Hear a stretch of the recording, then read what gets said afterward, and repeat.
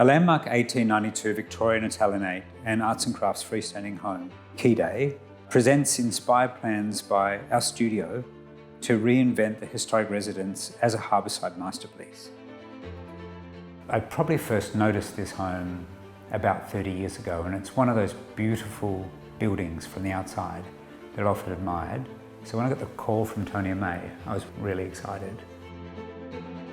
The concept of time is not insignificant, and it took us 2 years from the outset until the approval to work with Tony and May to get the outcomes we needed. So we had to prepare plans, lodge them to council, work through them. And for them, that means 2 years of their lives. They're 2 years of taking out meetings to work with us, 2 years of nurturing this project through the planning consent, 2 years of responding to what the council wants and feeling that that's all at risk for the project as well. I feel like getting the DA consent is one of the big hurdles on a heritage home.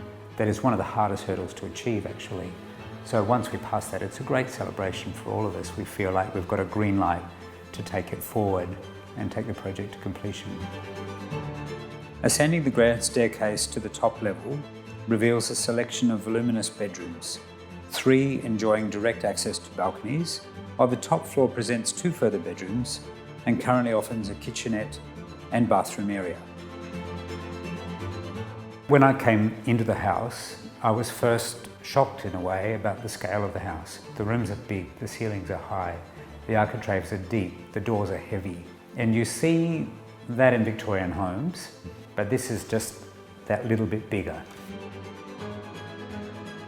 Originally designed by prominent architect John Bede Barlow, the grand formal rooms showcasing exceptional proportions, leadlight bay windows, ornate fireplaces and original timber floorboards open onto charming tessellated tile alfresco terraces with garden vistas.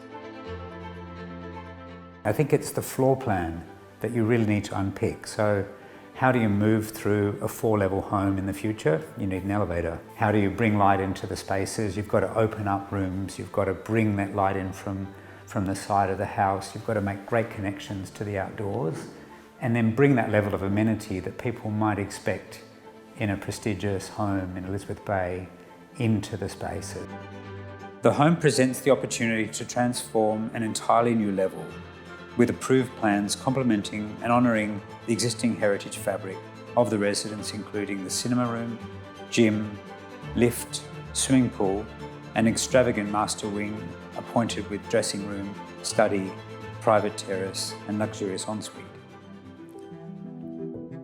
To balance the conservation of the home and the intervention is a delicate balance, and the balance to strike is one based on functionality as well as on the outcome that you get. So beautiful rooms in the right places at the right size, and also just great flow and circulation through the house. So in order to achieve this, we had to kind of do some bold moves. We had to open up some big walls, we had to move doorways and reconfigure rooms and take whole rooms to make them into bathrooms, so make them really generous and walk-in robes that you would expect to see in a new house. And then our approach of that is to have contemporary additions sitting within the old house. Set on 510 square metres at the start of the Elizabeth Bay Loop, a stroll to Rushcutters Bay, harbourside Beare Park, and offering secure double garaging, Keadye offers an exclusive opportunity to own an important piece of Elizabeth Bay history. Currently the house has about 495 square metres internally, and we're taking that to about 620 square metres when the place is finished. From the outside, we're hoping that this small contemporary addition, so there's a beautiful brick lantern that exists on the side of the house that replaces quite an attracting garage at the moment, and it puts in there a new double garage, a gymnasium and a rooftop garden. We're hoping that that little brick lantern will be this beautiful link between the old buildings of Elizabeth Bay and the more contemporary modern one. In addition to the gymnasium and the garage, there is a basement underneath where we are now. It's a 92 square metre basement that has a cellar that can house 3,000 bottles of wine and a large living room space where you could have a TV, a pool table. It's a really big area, so there's plenty of use for a family home. I think the story telling is essential. This home has a history, and that's important. It was created by a great architect. Since then it's been transformed and lived in by many different people.